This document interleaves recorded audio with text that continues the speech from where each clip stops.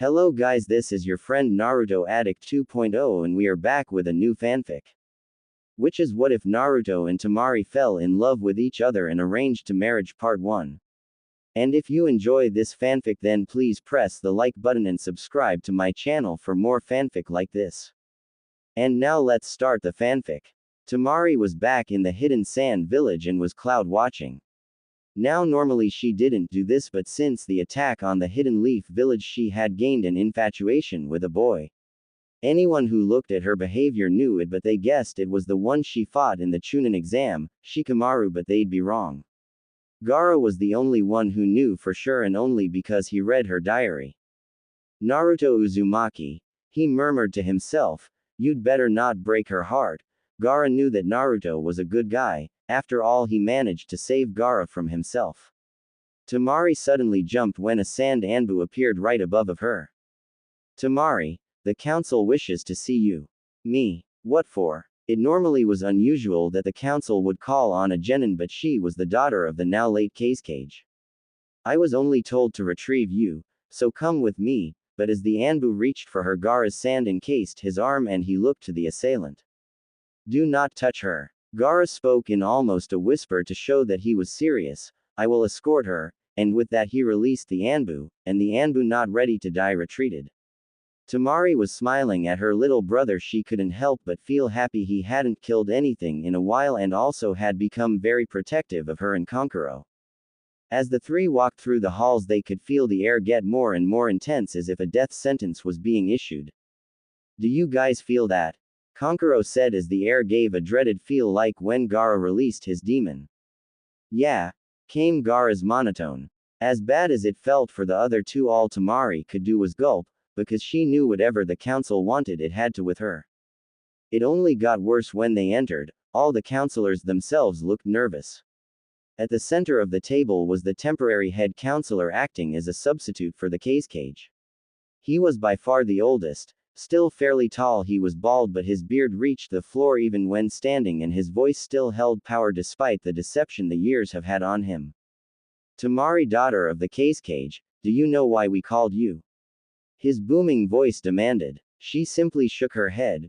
"We have called you in regard to the state of Suna. After the discovery of the late Kazekage, we tried to re-establish the alliance between us and Konoha. With their lack of a Hokage and our lack of a Kazekage, they refused on answering until they appointed a new Hokage, or at least until we sent a different sort of treaty to their council." "What do you mean, head counselor?" Temari felt something bad was coming, but she knew it might just be superstition from her years of ninja training. "First, there is more to this. Do you remember your report on a Naruto Uzumaki?" At this Temari nodded. "I've had my personal research team look into him. At the Konoha Academy he scored the lowest in everything up to the graduation exam." Temari's eye began to twitch. How could he use Jonin level jutsu when he couldn't even use Academy level ones? But it stands to reason that this was caused by him being a Jinchuriki as well. Everyone's eye shot to the head counselor. "But head counselor, if he too is a Jinchuriki, why did you?" spoke one of the other older men in complete confusion. The head counselor put his hand up to silence him. "There's still more." After everyone was quiet again, he continued. "He was assigned to train under the copy ninja Kakashi." Everyone's eyes widened at this. "And the toad sage Jiraiya has taken him as a disciple." At this point the counselors were starting to sweat, and based on Temari's description on the toad he summoned during his battle with Gaara, it was the chief toad. At this point the others began to tremble. Temari was beginning to fear where this was going. She feared that this was the beginning of a assassination mission. The last report even said he's learned the fourth Hokage's legacy. The council looked at him with wide eyes. Yes, he learned the Rasengan and has found and earned the respect of their new Hokage, Tsunade of the legendary three. She has even given him the first Hokage's necklace. From this information it's quite possible we could have a second yellow flash of Konoha on our hands. Everyone was stunned. "Now Temari, your mission is a triple S rank." She wanted to cry, she knew it. She and her brother were going to kill him before he could become the next yellow flash. After clamping her eyes shut and kept telling herself she wasn't going to do it, she couldn't do it. Is to marry and have children with Naruto Uzumaki. The emotions in the room were all over the map. ranging from pure fear from Kankuro to an unbelievable ease from Gaara, a sense of pity from the Anbu who heard the rumor of her and the boy from the Nara clan, and of course the dread of the council. How could they not be dreading her response? She herself was pretty strong. Kankuro was no pushover, and of course Gaara. His sudden change was no secret. After all, he put 12 Anbu in the hospital the day they got back when one of the Anbu called Temari a failure for not being able to keep Gaara under control. When was asked why, he said, "I will not tolerate someone insulting my family." So if she got upset, things would get ugly. Temari though was trying to piece things together in her head. Marry Naruto Uzumaki. Not that I complaining, but the way they went on about how he's developed and what he could be like in a few years, it sounded like they wanted me to kill him. As she looked into space and the council began squirming in their seats because they could tell what she was thinking, but Gaara did, and he was wearing an ever so slight smile. Temari was rerunning the moment she fell in love with him in her head. Granted, it wasn't the most graceful finishing blow, but the headbutt he gave Gaara only showed just how powerful his dedication and willpower were. The council froze as they saw a smile beginning to form on her. They thought for sure that she was ready to have Gaara and Kankuro help her paint the walls with their blood for having her assigned to this mission. I, Temari Sunagakur, accept this mission and will perform to the best of my ability. To say that Kankuro and the council were surprised would be the understatement of the century. With eyes as wide as dinner plates and jaws hitting the floor at the way she looked so happy. Temari, you don't have to do this if don't want to. And as she was going to off on some sprawl about her duty as a ninja, Gaara butted in with a simple "I approve," in his monotone. Temari was thanking him in her mind at this simple gesture, but Kankuro. "Gaara, why would you approve of this?" But before he could finish his thought, Gaara said his reason as to why. She has a crush on him. Everyone looked at the sand controller, not being able to believe it. "What makes you think that, Gaara?" Temari asked with a tomato blush. "I read it in that handwritten book that you keep under your pillow." At that, Temari had an expression not unlike that which the counselors wore not but 5 minutes ago, and all was silent for about 30 seconds before Temari yelled at the top of her lungs. "You read my diary." Now, had Gaara been raised normally, he would not have asked what seems like a dumb question. "What's a diary?" It took Kankuro all his willpower not to laugh, while Temari and the council had sweat dropped at this, but Temari just sighed and decided to tell him later. "Any details I need to know?" The head counselor stood and began a rundown of what was to be done before her trip. "You leave in 2 days. Kankuro will be copying the family scrolls for you, while Gaara will be helping prepare a banquet for you that is to double as your wedding shower. When you arrive at Konoha, introduce yourself to the new Hokage. That is all." Dismissed. And with that, the council left very confused as to what to just happened.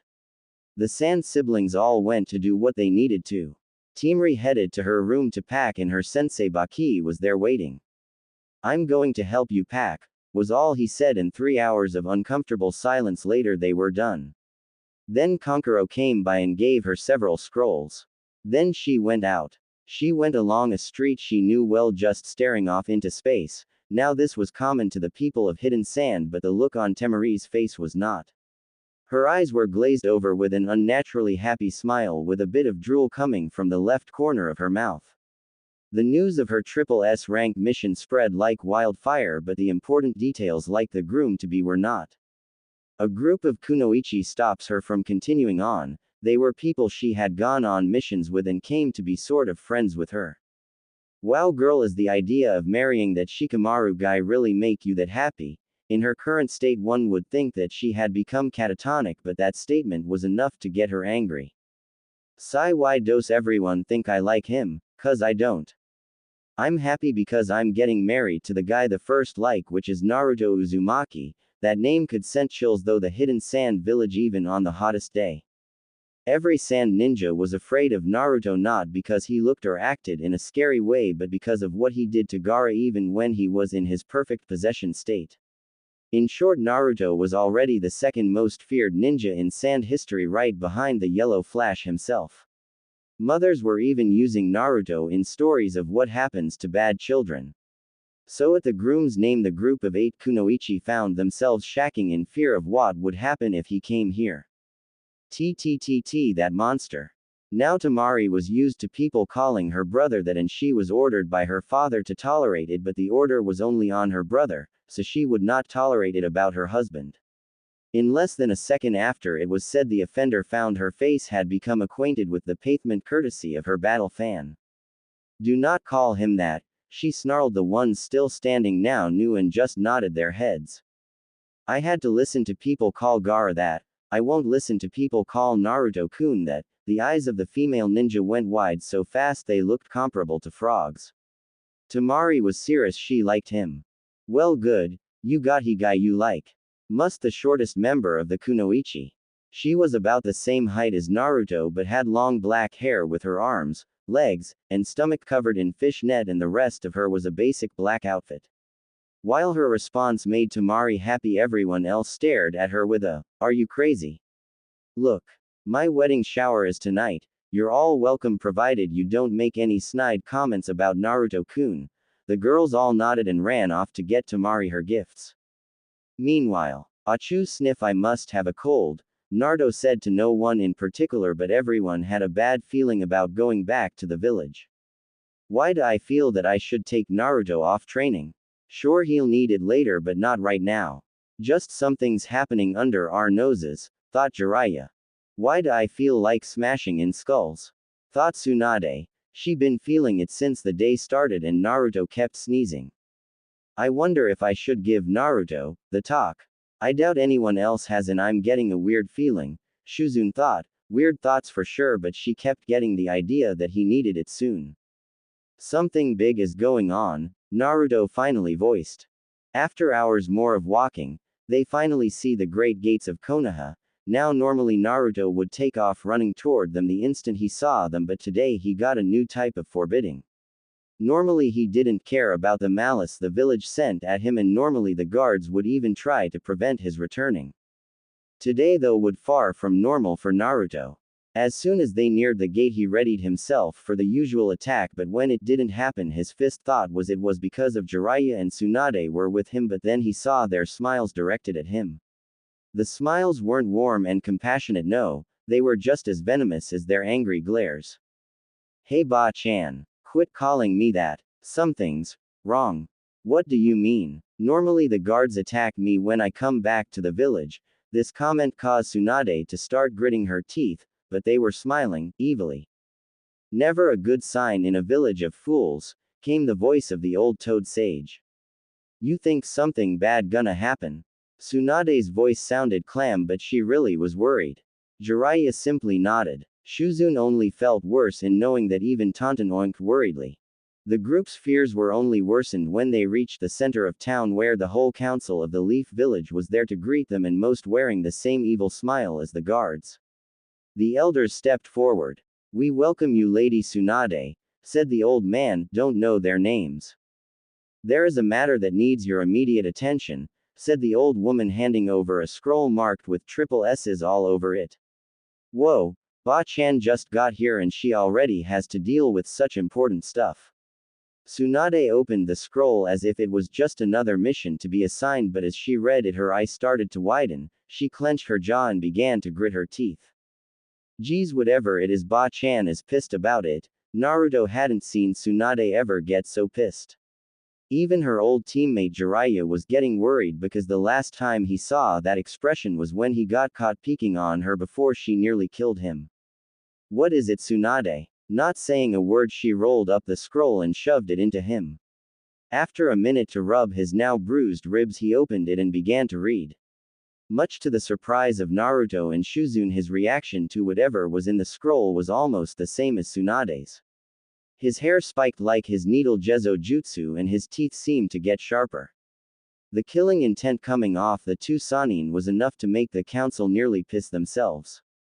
Here, Naruto. Jiraiya handed the scroll to him, which confused Naruto, but he took it and began to read. His face showed pure terror. At this the two elders smirked.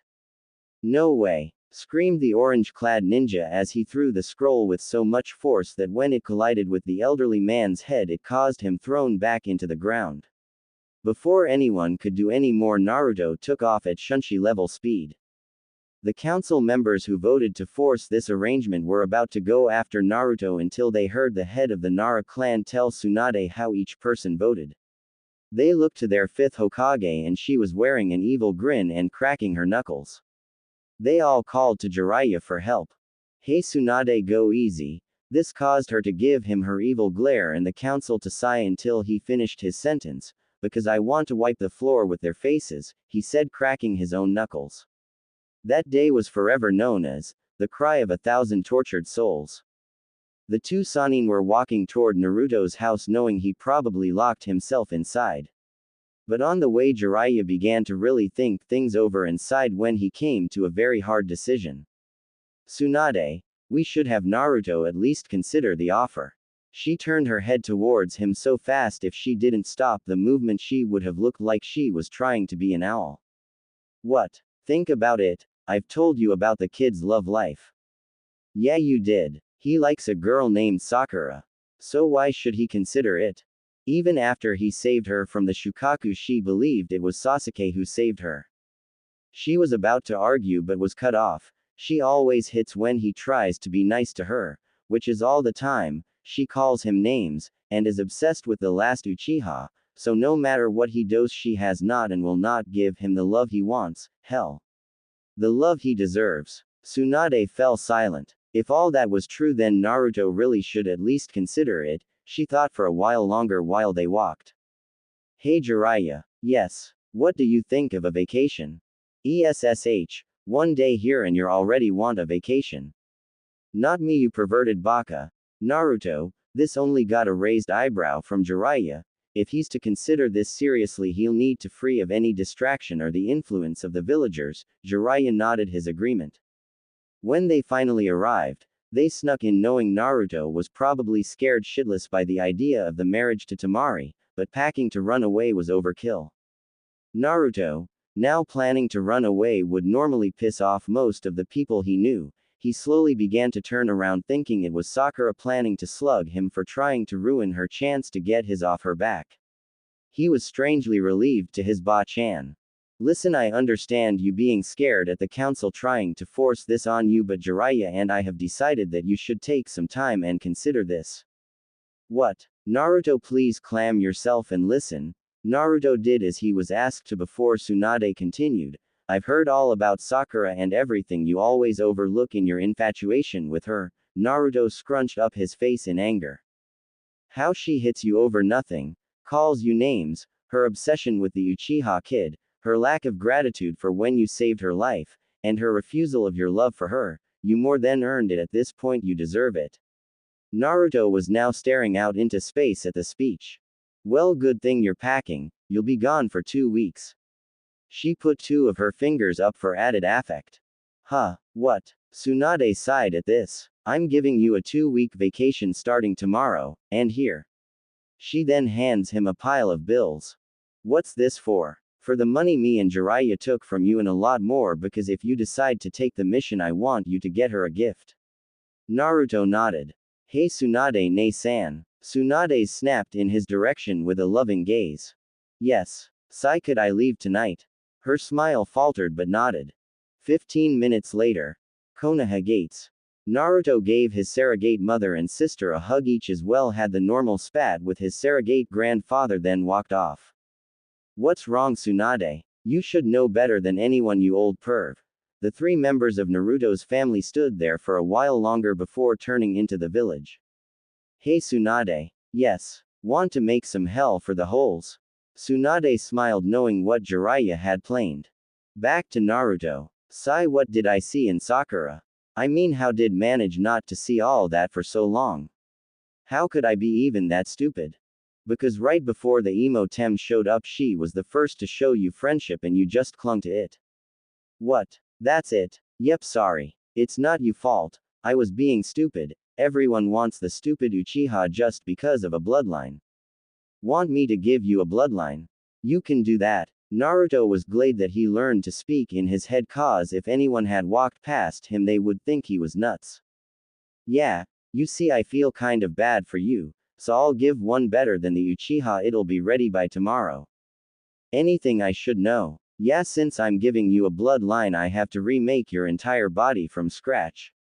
Huh. Basically, I'm tearing you apart on a genetic level, something even your Hokage couldn't do. Will it hurt? No. How can I trust you? 2 reasons. 1. Demons can't lie, and 2. I've already started. Wow, anything else? Your hair will be longer and your eye will be pure blue. Why's that? Because you're basically being born again, and the eyes is Bekasu. You need a sign of your new bloodline. Cool, thanks. No problem. Oh, and I think you should marry the other girl. Naruto stopped in the middle of the road and thought about, surprise, Sakura. Okay. The Kyuubi smiled, knowing that this was going to be end result anyway from the way the pink-haired bitch acted. Naruto starting at running at full speed to his destination, the land of waves. He felt something new, he didn't know what, but he kept going. After all, he had to think of a gift for his new girl. The next morning, land of waves. Naruto had fallen asleep in the woods and woke up early to discover his hair had changed. It was still spiky on top, but the sides and back reached his upper back. It was a strange cross between his father's and mother's hairstyle, but still pulled it off. His eyes' pupils were all deep, shiny blue. He looked at the bridge, remembering just about 2 months ago the bridge was just finished. He looked up and saw the name, and his smile softened, and he continued on toward the town. Hey Kyuubi, what's my bloodline? No name for it, but I gave you the special abilities of the first and second Hokages. Naruto froze. The first and second, he couldn't believe it. Higher natural healing and much larger reserves of chakra. All that. Consider it an apology for your life and a wedding gift. Thanks. The fox smiled warmly, though no one could see it. Naruto arrived in the village and began to snicker at the sight before him. All the children had styles like him, Sasuke or Sakura. Many girls had put pink strips in their hair. One child noticed the new arrival and, looking very close, saw his whisker marks were real. Naruto's back. In the blink of an eye, he was surrounded by kids all cheering to see the village hero, but someone pointed out the changes. Hey Naruto, why do you look so different? Oh, it my bloodline. Several of they started to oh and ah. What's it do? Is as good as Sasuke's. That made Naruto absolutely pissed. It's always about Sasuke, I'll show them. Better. Naruto then walked out onto the lake that surrounded the village, and making one hand sign, a tree standing over 30 feet tall emerged in just 1 minute. This sent waves of astonishment, though not only the kids but the adults who had gathered. After reaching the shore again, Naruto threw a kunai with 3 explosive tags on it. When it made contact, the kunai caused a massive explosion. When the dust settled, it reveled. The tree didn't even have a scratch on it, once again causing great shock to the people. Then suddenly turning around, gathered water around his arm without using any hand signs, and performed the second Hokage's legendary move, hardened water drill, reducing the tree to nothing but slivers of wood. The village stared at the orange-clad hero, who was more powerful than ever. Is that really you, Naruto? Asked a little voice that Naruto to be Inari. Tazuna. Yo, Inari, been a while, how things been? Inari said nothing and continued to stare at his hero. Tazuna walks up with his usual stoic expression. Hey kid, things been going great for the village, but what are you doing here? I'm on a mandatory vacation before I take up a SSS rank mission for my village. Tazuna's expression was priceless to Naruto, as his jaw dropped and his eyes went wide and sweat began to pour from his temples. His reaction was understandable given that the Land of Waves mission was classified as an A- rank but now a SSS. The very idea of that scared the hell out of him. Naruto could easily see the fear in Tazuna and decided to put his mind at ease. Don't worry, it's not really dangerous, just important. What could be that important? The Hidden Leaf and Hidden Sand are trying for an alliance, but the councils of the 2 villages have agreed that a political marriage would make the alliance much stronger. After revealing his next mission, several of the village girls began to complain. Naruto, you're getting married, shouted one girl while another called.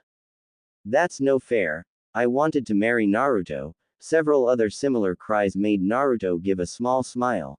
I never would have guessed that I'd be popular with girls of any village, even if they're just kids. Hey, pervy sage would have a field day if he learned of this. Hey Tazuna, Do you any good weapon makers? Yeah, why? I've decided even if this marriage is being forced on us, the least I can do for her is treat it like a real one. All of the adults in the village smiled at the 13-year-old ninja.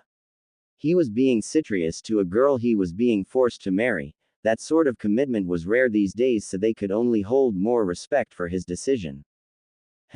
This way, and the two of them walked off to find the smith. On the simple lake of Inari's house stood about 100 Narutos stood. Since his arrival he immersed himself in training. While his 100 or so clones did several chakra control exercises, water walking, on water meditating, needle spinning, leaf concentration, etc. The real one stood off to the side holding a Rasengan in each of his hands. With his eyes closed he looked calm and collected, but on the inside he was getting very excited about returning. He was sure no one could recognize him by anything except his chakra. Naruto now standing a couple of inches taller with shoulder-length hair and brand new cloths. He wore a long dark orange outfit, Gaara's from Shippuden part except dark orange, and over it a jacket like the fourth Hokage's but black with light blue flames at the bottom and a mask like Kakushi's. Suddenly his eyes snapped open. Naruto hadn't completely left the village as he left a clone behind just in case something bad happened. The clone had just dispersed and Naruto was given the knowledge that almost all the Junin had left the village and they were under attack. I need to go. With that Naruto dispersed all the clones on the lake and ran into the house. After a quick explanation he summoned two toads and asked for one to reverse summon him and one to stay here and get the gift when it was finished. After one last goodbye to Inari, Naruto disappeared in a puff of smoke. Area change. Hidden leaf. Wind scythe jutsu. With that Temari had hit 5 goons, but all turned out to be just a more advanced version of the clone that acts like the shadow clone but was still just a genjutsu. Damn, more of these clones. With her guard lowered she didn't notice the real ninja until they were too close to blow away. Rasengan. Came two voices both the same, and when Temari opened her eyes she saw the two enemy ninja flying in a spinning motion. With the turn of her head she saw a speck of yellow running down the street. Naruto. She knew that the Hokage had sent him on a vacation, where to nobody knew. Area change. Hokage's manor. Tsunade was surrounded by 50 of the unusual clones and was panting. Too cowardly to face me, so you hide. Cowards we may be, but clever cowards. Tsunade's eyebrow twitched. These close had the annoying habit of completing each other's sentence. Deep forest devastation. The cry had caught both Tsunade and the enemy ninja off guard. In moments trees had grown everywhere, catching all the clones and the real one. You bastard. Let Mo go. Naruto walked slowly toward the nin while charging a Rasengan in his right hand, and with a look that promised much pain he told the enemy. How dare you attack the Hidden Leaf village? You will pay for your crime. Rasengan. Who are you? How do you know my grandfather's jutsu? And the Rasengan? Cool it, Ba-chan. Tsunade's eye once again began to twitch. Hey, no one calls me Ba-chan, expect. Naruto. After Naruto nodded, Tsunade's jaw had practically fell off her face. What happened? You look different.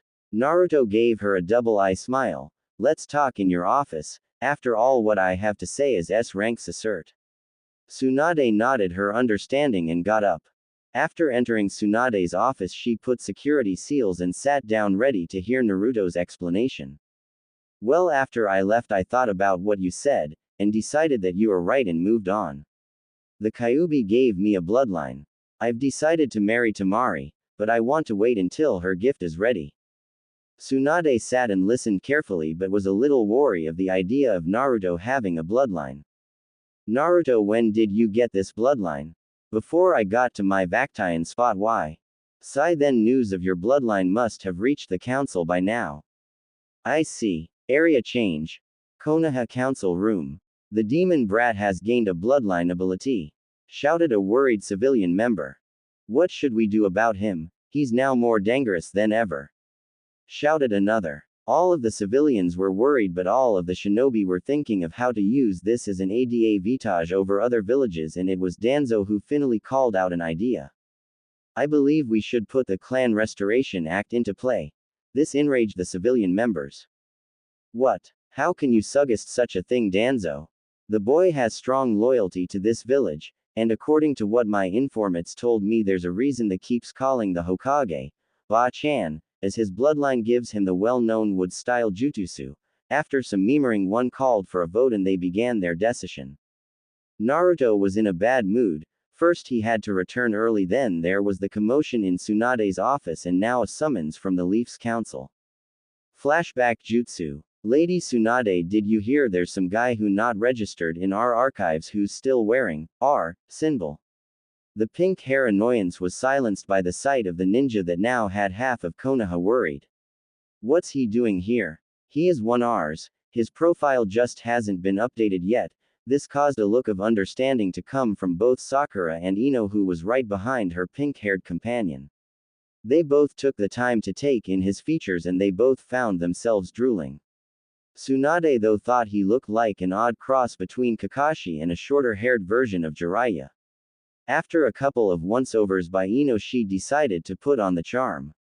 Hey there, hot stuff, Ino said as she walked up to Naruto, swaying her hips in the most seductively as she could. How would like to go out sometime? Naruto, though he looked stoic on the outside, on the inside he was rolling around laughing at her antics, but then he thought of something he thought would be funny. Sorry, I'm engaged. The young blonde looked crushed. Ain't that Tsunade high am I? And with turn and a wink the two girls looked. They had walked in on the most disgusting thing in the world, and the two actually fainted when the old drunk retuned the wink. The two proceeded to burst out laughing. That was a good one, geeky. Thanks, Ba-chan. Then out of nowhere an Anbu appeared. You have been summoned to the council, and with that he left. Flashback end. He had a fair idea what they wanted. They probably wanted him and Temari to start fucking like rabbits and then use their children as human weapons, not on his watch. After tearing into the room looking pissed as all hell, he just got to his point. What the fuck do you people want? This had greatly angered many on the civilian council, while the ninja clan heads found it amusing. Lord Senju, please lower your voice. That caused confusion for both Naruto and Tsunade. I'm not of the Senju clan, yelled an annoyed Naruto. Actually you are, as your ability to use the wood release style proves your relation to Tsunade, making you the heir of the Senju line. Naruto was about to retort when a bodiless voice interrupted. That's not all. In a poof of smoke stood Jiraiya. He's also the son of Minato Namikaze, the fourth Hokage, and the son of Uzumaki Kushina, the princess of Whirlpool, and if he can indeed use the first Hokage's jutsu, then he's the heir of 3 clans. At this point the civilian council was smirking, with him not only being the last of the Namikaze, who by itself was reason for CRA, but 2 other clans and has a bloodline. Now then, Naruto-sama, as are the last of 2 clans and the heir and last for the Senju, you are to take multiple wives. I refuse, was Naruto's simple reply. You have no choice as the matter. This is the council where everyone voted in favor it. What? Ba-chan, help me here, will you? After an aspirating sigh, Tsunade replied, sorry Naruto, I still about a week before I'm going to be officially sworn in as Hokage, so until then I have no say. Naruto looked almost ill, then she even continued, even if I did have a say in this I would be for it. Baa-chan. Listen Naruto, before this I was the last Senju and I can't have children anymore, so someone needs to bring back the Senju and you're the only option. Naruto sighed and nodded in defeat. You will be required to have no less than 5 wives and they can be civilian or ninja. It's your choice. Now you are also to be given your family estate and scrolls and 3 seats on the council and anything else that you are entitled to. They had him. He was in their trap, or so they thought. Each member of the civilian council began to plot to make the power of Naruto's family their own. With everyone thinking he was a fool, Naruto searched their eyes only to see greed and power lust. The one who fit this description better than anyone else was an elderly man named Danzo, but Naruto could tell that what he wanted was slightly different than the rest. Watch out for that one kit. Why, I know he has the most power lust I've ever seen, but trust me, I think I know what he's planning. Gulp. What? To use your offspring as human weapons? Naruto froze at that, then with a moment was filled with a righteous rage. No, never. They are my children, my family. No one touches them. If they do, I'll kill them. The fox smiled at his desire to protect what was his, even if the little powerhouses weren't even conceived yet. Then tell them that, make them understand what will happen if they mess with your kids. Even during his chat with his tenant, he still heard the council continued. We also believe after your children are born they should be specially trained by donzos. The poor man never got to finish as Naruto slammed his hands together like he was prying and out of the very table that surrounded the room. Wooden spikes shoot out, and with the ultra-sharp spikes held the civilian council in place, each of them knowing if they moved they would die, kept still and waited for Naruto to speak. Listen here, assholes. No one, I repeat, no one but me and my wives decide what happens with our kids, and if anyone even thinks of trying to convince me otherwise, I will kill them before they can even begin to regret it. And with that, Naruto stormed out back to the Hokage's office. Tsunade's office. Naruto had pulled out one of Tsunade's hidden sake bottles and took a large gulp as the two Sannin walked in, not in the least surprised. You okay, kid? Asked the Toad Sage. I guess, Kyuubi said. The crippled guy looked like he was planning something for my kids. Not gonna happen. The two old ninja couldn't help but smile. Naruto, about earlier. Naruto raised his hand to hold her. I understand, Ba-chan. If there no senju left, those bastards would use everything of the senjus to help themselves. Then Temari entered, having heard word of Naruto's changes and his being given the enjoyment of the CRA, and needed to talk to him. Naruto. Naruto showed his head toward the semi-soft voice and saw his first of his future brides standing in the doorway. Hey Temari, I guess we need to talk. Temari nodded and walked over, took a seat and told about his trip, his new bloodline and what he gathered about the council. I see things have gotten hard, huh? What's your plan? She wondered if he was just gather women to satisfy his primal urges. First, I'm going to get even in a subtle way, showing off his most sinister smirk. They will get nothing from us, Ba-chan won. Yeah, can you move all my money to an account only I can access? Of course. Do you know how much your parents left? Know how much? 80 of the Leaf's total treachery and stocks belongs to you. The only knowledge of this is an account book to Monader to make sure your money wasn't being embezzled. Bet those fools thought they could keep bleeding you dry by using it for themselves. Well, any more. Naruto was in plain shock by how much money he had, as was Temari, her shock from the fact that the Hidden Leaf, the wealthiest of the 5 great nations, was 80% Naruto's. One more thing, Ba-chan. Yes. Could you give me Sannin traveling rights? Why? The council never said I could only marry women of Konoha. Everyone in the Hokage's room gained a satisfied smirk, knowing that they were going to cause a lot of problems. All right, I'll give you, and whatever brats you will eventually have Sannin traveling rights and access to the Hokage's and Jonin's vaults. To Naruto, that was all he needed to really start a ruckus in the Hidden Leaf. As Naruto and Temari started to leave, Tsunade threw a map at Naruto. Your new home is marked on that map. The seal will only open for you, and even the compound walls have protection seals to stop intruders. Enjoy.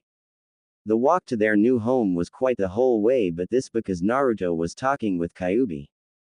Any ideas of where to look for good wife material? There are 2 or 3 here. Anyone I know? Of course, the first you are obligated to. Huh, Sai Hinata Huga. You know, always blushes at anything you do, stutters, passes out when you come within 5 feet. You nuts. Huh, she's from a noble clan, her father would never allow it. Yes, he would. You're a noble now, he can't tell her to say no. Besides, you owe it to her, she'd literally die without you. What do you mean? I've been using our link and I've heard people talking about how she locked herself in her room, refusing to leave on her father's orders, and she also not eating. If that continues, she will die. That caused Naruto to shudder so slightly only someone with eyes that could spot a penny at the bottom of a lake could see. Alright, who else? Well, we can't trust most families in the Leaf, so women with no family is a good choice, and if you want to get back at the assholes, get someone who hated almost as much as yourself.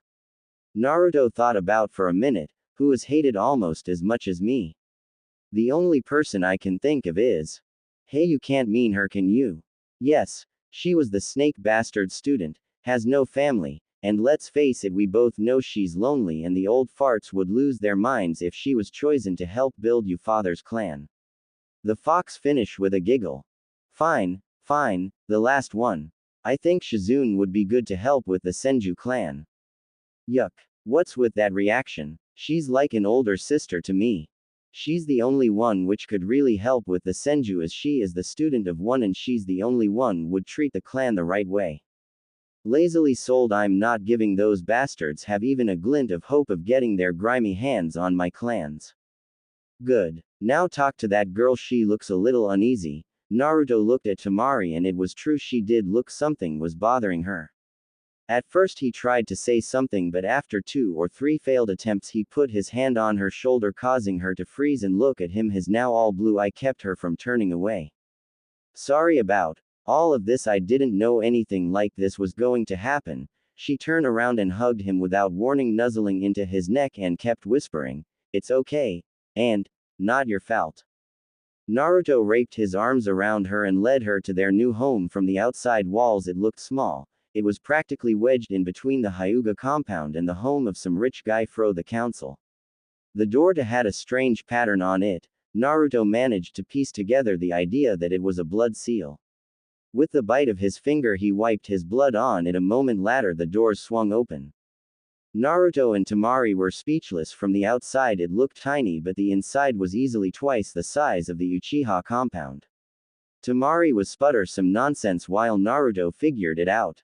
That's not surprising. Temari looked at him like he had grown 3 extra heads. My father was said to be a seal master and his most famous jutsu was based on time-space manipulation. Temari nodded and they went to the main house.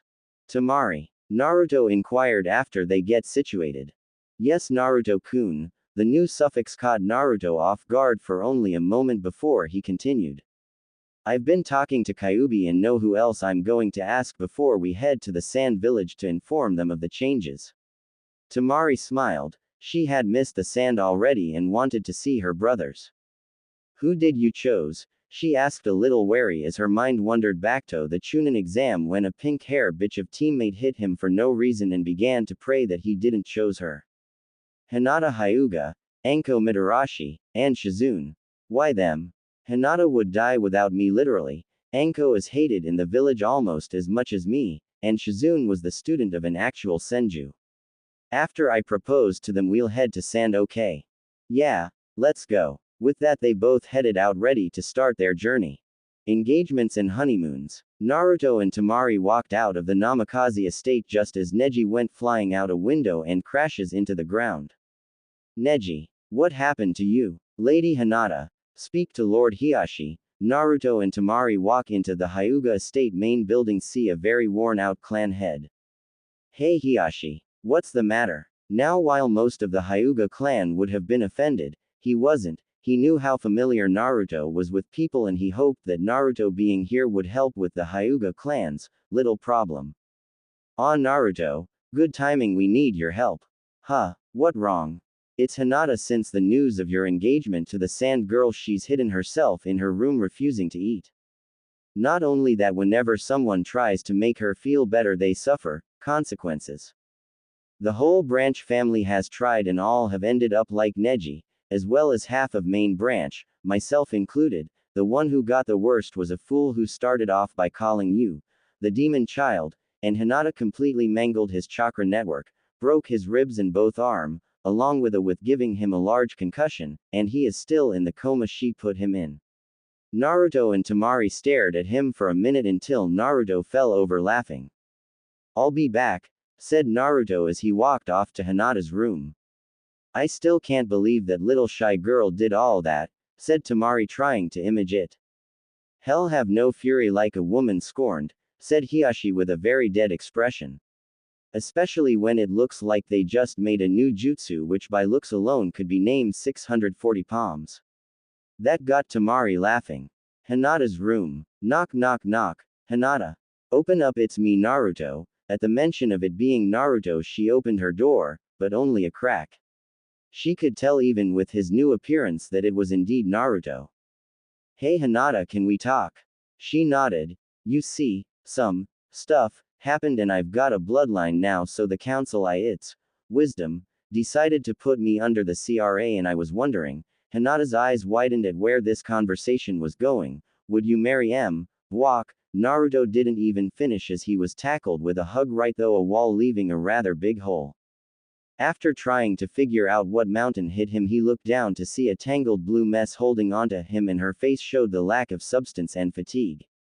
Hinata, did it really hurt you that much? Would you really have died? Naruto had taken the fox as being exaggerated, but he saw for himself that it wasn't. After taking the unconscious Hinata to her father, he told him he leave a clone to help her move into their new home while he went to finish his proposals. Naruto left the Hyuga household for the local dango shop to find Konoha's snake charmer. When he arrived, she was of course there eating dango and drinking red bean soup. "Hey crazy," called Naruto, not using anything that could offend her and give her reason to hurt him, like snake mistress, or snake bitch, or just bitch. "Hey kid, you need something?" "Yes actually, but please not here, it's confidential, for now." She nodded and they both took off for the most private place for them, the Forest of Death. "So what's up?" asked Anko as she popped another dango into her mouth. "As by now you no doubt know that I was the one to stop the invasion." She nodded. "When I did so I reviled my bloodline." She nodded again, "and the old bats who run the leaf found necessarily to force CRA on me." Now she was confused. "You're one of only women I trust, so I ask you to please marry me." Anko sat there for a minute, then looked at the sky, then back to Naruto. "Why not?" she replied. "But why do you trust me? We are both shunned for things that are beyond our control. Besides, I want to look on the old bastards' faces when I name you the one to bear the next heir of the Namikaze clan." Naruto finished with a smile beneath his mask. "Why would they care about that? You're the former student of the Snake Tem and they just plain hate us, and if it's you who will bear the children for their most noble clan and family of their favorite hero, they will feel insulted that it wasn't one of their daughters." Strangely, this caused Anko to smile. "That's Prefect. I've been trying to get back at those jerks for forever. Alright, move your stuff into the Namikaze compound and I'll be back." "Sure." Then both ran off to what they needed, but had anyone got a good look at Anko's face, they would have seen that she, like any to be married, was quite happy. After all, with her past, she had given up on the idea that she would ever have a husband or children. Hokage's office. It was typical day in the Hokage's office, Tsunade trying to drink and avoid paperwork, while Shizune preventing her master from drinking and forcing her to do the paperwork. It was this strange balance that Naruto disturbed. "Hey Ba-chan. Hey Shizune. Hey brat. Hello Naruto, is there something you need?" "Yeah. Shizune, can I talk to you?" "Of course Naruto." After they found an empty room and locked the door, and Naruto took a deep breath to calm himself. "Shizune, did Tsunade inform you of the meeting yesterday?" She replied in the positive. "Did she tell of what they don't know?" Her response was the same. "Alright, because I've been given the names Namikaze and Senju, I've been put under the laws of the CRA and need at least 5 wives, and you're one of the only girls not to look down on me and then praise Sasuke lets me know that you don't think so little of me." She smiled at him, showing his less secure side. "So would you marry me?" Naruto, are you sure?" Naruto, not trusting his voice, nodded. "Then yes." By this point she had a Hinata blush. "You guess we should tell Tsunade?" "No need. I was eavesdropping," called the Hokage as the locked door swung open.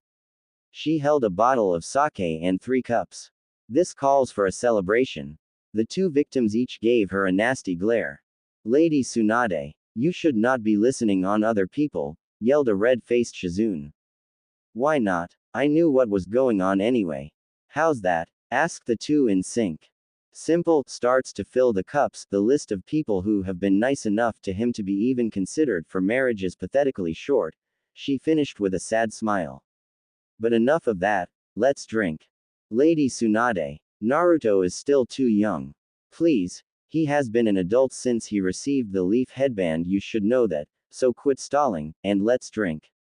Tsunade already had her cup in the air and the other 2 sighed and picked theirs up and did the usual, cheers, gesture. "So brat, Who else did you ask? Shizune began to listen herself, quite interested in who her co-wives were. Hinata and Anko, they both nodded, they could see reason to ask each of them. Anko was someone who could relate to Naruto, and Hinata was a kind, caring, and nurturing soul which Naruto needed considering the way he lived his life until recently. Get ready, Shizune. For what? A trip, our first stop, the hidden sand village, he said while pointing in the direction of said village, earning a chuckle from the other two. Pack up and meet us at the village gate in about an hour. Naruto then ran off to get the others ready. Shizune sighed and went to get ready. It's still going to be a while before he's completely calm. When you get to the gate, tell Naruto and the others to return to the Hokage mansion. He forgot that we need to reintroduce him to the public first. Yes, Lady Tsunade. Back at the Namikaze compound. The three brides-to-be were getting packed for the trip when Naruto came through the door. Hey, you guys ready? Not yet, Naruto, and don't you still need to pack? Asked Temari. Naruto started to ruffle though his jacket and pulled out a storage scroll.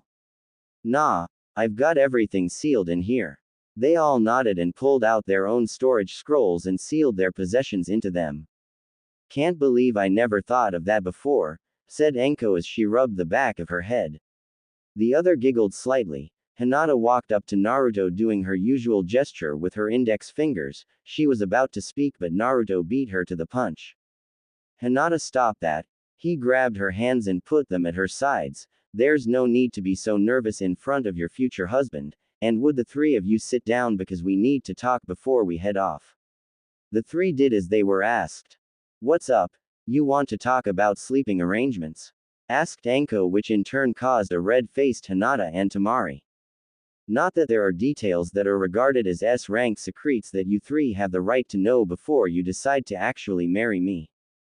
This caused all three to put on serious expressions. 13 years ago the four Hokage fought and killed the Kyuubi no Kitsune. That's what people our age in other villages have been told, but the truth is that it could only be sealed into a newborn. That newborn was me, and because of me holding the fox I'm being hunted by a group of S-rank criminals and they may also try to do you harm. To survive we all must become stronger. He looked into the eyes of his chosen three and saw steeled resolve. That's it. Damn kid, I'm trying to kill a guy like that myself, came Anko's response. They will likely go after my brother, so I would need to get stronger anyway. I don't care about the fox, but I want, let them have you, Hinata said as confidently as possible. Naruto pulled down his mask. His face no longer had any baby fat and his whisker marks were more defined, giving him a feral look. Thank you. All of them smiled and the atmosphere was a calming but intensely loving one. They all finished what they needed to do for a long trip and headed for the gate. When they arrived, Shizune was already there with a bag containing spare cloths, some ninja tools and several scrolls to help them train, but she kept that bit of information to herself for the moment. Naruto, we need to go back to the Hokage's manor. We still need to make your heritage public knowledge. Naruto's shoulders sank. He didn't like the idea of everyone knowing, cause they would all shout things like, the demon can't be a clan head, or, how dare the demon claim to be the fourth son, nothing but depressing issues. Do we have to? I'd rather not hear the public's thought on that. Shizune sighed. She knew he wouldn't want to have that reviled while he was still here, but this way he could get the benefit of seeing the shock on the people's faces when they learned that Naruto owned almost every shop, restaurant, and the hospital itself since Naruto's father bought it so he could legally work the funds as he saw fit. Yes, we do now, come on. She grabbed his hair as she walked by to ensure that he followed. The others followed as well. Meanwhile, on training ground 7, with Kakashi and Sasuke, Sakura had just ran up to them as they were training. The two were extremely annoyed because Kakashi was out of the village during the invasion and Sasuke had nearly been killed after using all of his chakra. He was saved by a guy in a long black jacket with blue flames. Yes, a Naruto clone. What's the matter, Sakura? The new guy, the one who stopped the invasion, he was flirting with Lady Hokage. So he injured now? No, she flirted back. Kakashi dropped his book. It was an unwritten law but everyone knew it. Flirt with Tsunade and you die. An ambush showed appeared out of nowhere and handed Kakashi a scroll, then disappeared. After a minute he shrugged and opened it. What does it say, Kakashi-sensei? Every resident of the Leaf, ninja or not, is to report in front of the Hokage's manor for an important announcement, no exceptions. He shrugged again and walked off for the mentioned location, and the other two followed suit. Outside the Hokage's manor, everyone in the village had gathered wondering what was going on. Tsunade's inauguration wasn't for another week. The older generations were all hoping the demon child was being thrown out. Then Tsunade and the two old advisors appeared into view. Now I know that you are all wondering why I called you here. I have something important to inform you of. We have found another descendant of the Senju clan, who is also the son of the fourth Hokage and the crown prince of Whirlpool Country. The crowd was stunned. No one voiced it. No one knew that the fourth had a child, much less a wife, who was a Senju and queen of a country. It has been decided that he was to be put under the Clan Restoration Act and to marry no less than 5 wives. The purpose of me calling you today is to introduce him and the wives he has chosen so far. The older Haruno woman began to rub her hand in a very greedy manner. Everyone knew what she was thinking. Get Sakura married off to this guy and they'd have all the power anyone could hope to have. The crowd was cheering to meet the son of their hero. They won't be cheering for long, thought Naruto as his head sank. The girls saw this and tried to help him feel better. He tried. He had a reason to be depressed. The people would probably try to have him killed for claiming to be the fourth son. Very well, allow me to introduce Naruto Namikaze Uzumaki Senju and his brides-to-be. As the 5 who were mentioned appeared on the stage, the crowd had gone silent from the mention of Uzumaki. Naruto was in front of Tsunade, no mask, so they could see the evidence of who he was. After a minute so they could take it in, they were outraged, and as expected the civilians began to call for Naruto's death for the lie that was announced. The riot was soon squashed by Tsunade's booming voice. Any more of that and I'll have you all executed. Silence once again. We have evidence. I was the one to bring Naruto into this world. We also have the blood work and a signed birth certificate from the fourth himself claiming Naruto to be his son, and as such he has claimed his inheritance. The deeds to almost all the restaurants, all the ninja tool shops, most civilian shops, the hospital, the ninja academy, and all the private possessions of the 3 mentioned clans. Everyone went wide-eyed. Naruto owned the Leaf now. He could deny them anything, even things they needed to live. Even though the crowd was silent, a wave of malice could be felt from several senior ninja, one of which was Kakashi. Though he would never say it out loud, he was just as prejudiced and was now going to kill Naruto silently before the people to save them from the demon. He melted into the crowd and hid on the Hokage's tower and charged up a lighting blade without letting anyone sense his chakra, or so he thought, as Naruto's sharpened senses allowed him to smell Kakashi's chakra build up. As Kakashi charged at speed to make him a blur, Naruto caught the offending hand. This stopped both his attack and his heart in fear. Care to explain your actions, Kakashi? Asked a very angry Hokage. He's a demon. He can't be my sensei's son. Naruto then delivered a powerful kick to Kakashi's chest as he grew a tree in the flight path. Kakashi crashed into it and it grew branches around him, wrapping around every limb and even each finger to ensure that no jutsu could be used. You attacked an heir of my family, said Tsunade with a nasty growl. To attack an heir to a clan is an S-rank crime, and do you know the penalty? Kakashi became pale, then Naruto added his 2 cents.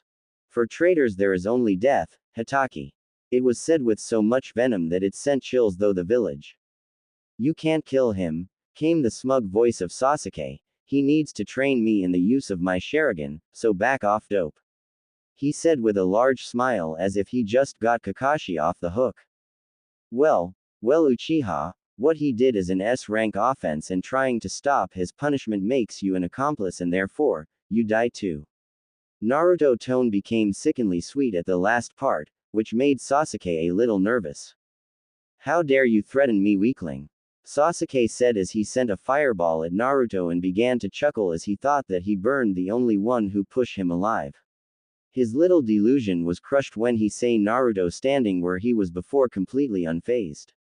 What? How could you? Before he finished, a tree wrapped itself around Sasuke like Kakashi. Both are traitors, huh? I should have known. Lady Hokage, allow me to kill the traitors. Tsunade smiled for only a moment, then it was gone. Though I'd love to, the council is insistent on the Uchiha's reproduction. Naruto mumbled something incoherent under his breath. Then walked to the edge of the building and looked over the silent crowd who witnessed everything. Then walked over to his wives. Fine, but he then appeared to throw something that headed for Kakashi's Sharingan eye and destroyed it. I won't let a traitor to hold something like that. Lady Hokage, I leave the rest to you. And with that, the five disappeared in a swirl of fire. Well, now to deal with the two of you, Tsunade said with a sinister smile. Sasuke was hoping that being an Uchiha would save him. Kakashi hoped that Naruto injuring him would save him. They were both wrong. Gates of the Leaf Village. Five-figure appeared out of nowhere. Even with a mask, anyone could tell Naruto was pissed off. Though they all wanted to help him feel better, but they knew there is nothing they could do that. Then slicing his thumb and went through a normal series of hand seals. Him and his girls were now on top of a giant toad and Naruto of another smaller toad. Gorshi-sai, what you doing here? The toad looked up to his boss and spitting out a large box replied. Your delivery. Any orders before I go? Naruto scratched his chin. He knew it wasn't fair to give a gift only to Temari. He have to order something for each. Then pulling out a scroll wrote his order. Dear Mr. Orshijiro, Smith, Naruto visited while in wave. I now must ask for your services again. I'm in need of a pair of gloves that would help draw chakra out and control it to a needle point, and a Senbon launcher that can make them from chakra and even give them a poisoned effect and make it light-weighted. Thanks, Naruto Uzumaki. Tapping his chin again in thought. I don't really know about how Anko fights. I'll figure out something for her later. Naruto rolled up the scroll and told the toad to bring the scroll back to the old man. The toad nodded and puffed away. The chief toad coughed to get some attention. So what did you call me for, kid? Hoping down to face the chef himself, Naruto sat on his knees at attention. We are hoping that you could carry us to Suna with a jump or two. Sure, kid, but who are the others on my head? I've now been told I had to marry many wives, and these are them. They came down to be introduced. This is Temari. She bows, Hinata bows, Shizune bows, and Anko gives a large arc hand upward. What's up? The toad had to smile. Kami, she was just like Naruto was normally. Alright everyone, get ready. Everyone began to pour chakra into their feet. With one giant leap they cover nearly a third of the distance. After 3 more jumps they reached the gates of Suna. After introducing themselves to the guards they went to the Kazesage's office to speak with Gaara. Naruto's new look had surprised Gaara and his brother, especially the pure blue pupils. While Gaara was understanding of the situation, Kankuro was furious and tried to attack Naruto only to be blown clear out of Suna by Temari's fan. After a few good laughs they all headed to the Kakesage's compound. Naruto and the girls took the largest room and bed so they could all fit. Now who's sleeping where? Asked the purple-haired one who removed both her jacket and skirt, leaving her in only a mesh outfit that reached about where the skirt's bottom had been. Naruto groaned. He had been dreading this. Temari was possessive, Anko was pretty dominant, Shizune was protective, and Hinata was likely to shy to say anything in this. Naruto will sleep in the middle with Temari on his left and Hinata on the right, came the group's medic. Everyone gave her a shocked expression, then she pulled Anko to the side. Temari has been waiting for this chance and Hinata once believed this chance gone forever. Anko just nodded and told the other, to get your moving cause I'm tired, and everyone got into bed. Naruto was a little uncomfortable, but that's to be expected when during childhood the only contact you got was beatings and being literally thrown out of stores. Both Temari and Hinata were cuddlers, he found out after only a couple of minutes. Both were content using him as a pillow and they seemed like they were having the best sleep they've had in a while. The other two also looked quite content. Naruto just shrugged. It didn't matter why they were happy, as long as they were happy. He decided to focus on sleeping. Tomorrow was a big day, after all it would take effort to make an oasis.